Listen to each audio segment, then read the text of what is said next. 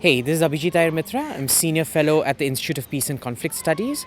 And I just wanted to address today's piece in the Hindu, which was riddled with so many inaccuracies. I don't even know where to start, but let me try to make a start at least. First is this notion that these non-recurring costs worth about 1.3 billion. They're not 1.3 billion because I prefer pricing in dollars because dollars are much more consistent. It's something like 1.9 billion. You can't amortize it over each package because what happens is it's a one-time non-recurring cost. So it doesn't matter how many planes you had bought. If you had bought 36, if you had bought 126, or if you had bought 226, the cost would have remained the same because that is money spent on research and development. And what did it include? It included things like helmet-mounted sights, a two-way integration of the Meteor missile with its radar, and so on and so forth. And what's funny about this isn't even new information that came out in 2018 or 2017. This was reported as far back as 2016, where I'd written about this in the Mint. So again, not new information. The second thing you need to look at is everybody that is tweeting out this particular story also tweets out the story that has come out about Qatar buying its second tranche of 12 Rafales much cheaper. 3 days back, how the French government bought the next tranche of Rafales for much cheaper.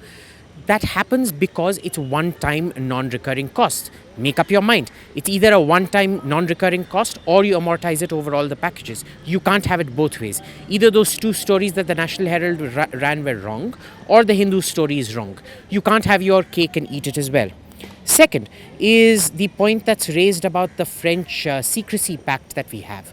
Well, guess what? The secrecy pact is very clear in the very first article that anything is secret that the host government considers secret. In this case, France considers the pricing secret. President Macron said as much in his interview, which was chosen to be interpreted in several different ways, most of which were wrong. The point is, France can come out with a categorical statement and saying that it has no objections with those price details being shared. It did not. President Macron was very clear. It has to be shared under secrecy protocols. Next, if you look at the graph in the Hindu, it actually shows that the per unit cost of the plane has actually gone down. Now, the funny thing is I don't agree with that graph because actually the per unit cost of the plane is actually slightly higher than what the Hindu graph shows it to be. But what is very clear is that the total cost has gone down. And it has gone down when you take the last reported negotiation price, which came out in the Times of India in 2014. If you compare the per unit cost to that particular reported price, it has come down per unit overall, which includes, of course, the infrastructure and all of that. So again, it's very difficult to take any of this seriously. What worries me about this piece is how the baseline is being shifted. Everything is being compared to a different baseline. So in some things, it's the 2007 baseline that's taken. In something, it's 2009 baseline that's taken. In something else, it's the 2011 baseline that's taken.